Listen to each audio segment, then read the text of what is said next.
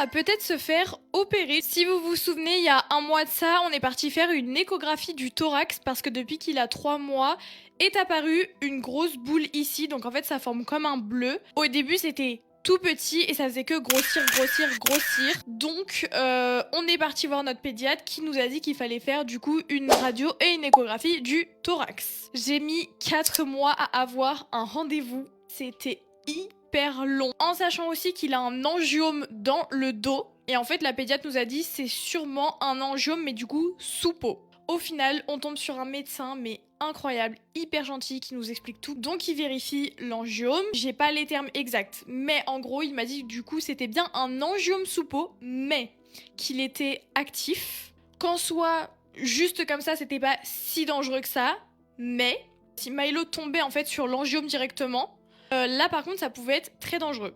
Nous, on doit prendre rendez-vous avec les pédiatres de l'hôpital, qui vont envoyer les résultats à, je crois, l'hôpital d'Annecy, si je dis pas de bêtises, en tout cas des spécialistes d'Annecy, il me semble.